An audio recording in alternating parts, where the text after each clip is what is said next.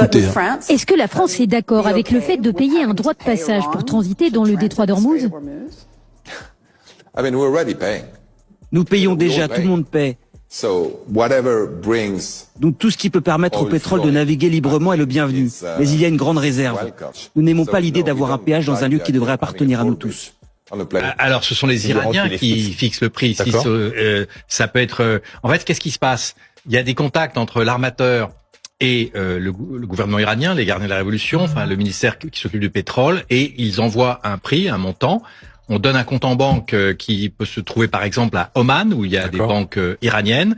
Quand le versement est fait, à ce moment-là, le signal est donné et il y a un agent maritime iranien qui organise les choses pour que le passage se fasse. Donc, le patron de Total a dit qu'il pouvait y avoir un étiage ou une échelle de quoi, de $1 par baril. Alors, oui, le prix maximum qui a été cité, c'est 2 millions par bateau ou $1 par baril de pétrole. Ça peut effectivement aller jusqu'à 2 millions. Donc, quand tu expliques que plusieurs pays payent l'Iran, on te traite de mal informé. Pourtant, tout le monde paye. Des entreprises comme Total, des États. Même ceux sur BFM qui affirmaient encore hier que la France ne paye pas et défend un passage libre, sans frais, voient aujourd'hui leur pays payer. Ils vous mentent en disant que personne ne paye et que l'Iran n'a plus de marine. Pourtant, les faits sont là, visibles, même à travers les images satellites. L'Iran filtre et influence le passage. Aujourd'hui, seuls certains navires sont autorisés à traverser selon les conditions iraniennes. Et beaucoup sont bloqués ou attendent. Tous les pays de l'OTAN ne veulent pas suivre les États-Unis dans cette logique de blocus parce que les États-Unis ne disposent pas des forces nécessaires pour un blocus total du détroit d'Ormuz. Tout ce que Donald Trump annonce n'est que de l'enfumage.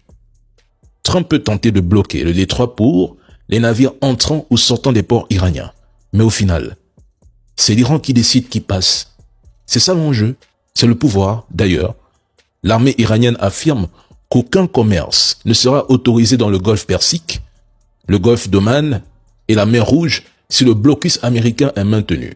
À partir du moment où l'Iran fait une telle déclaration, il faut comprendre une chose essentielle.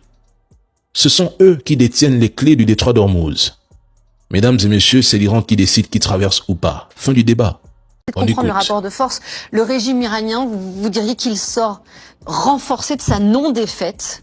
Très sûrement. On est bien dans un combat dissymétrique, ou asymétrique, bon peu importe, asymétrique.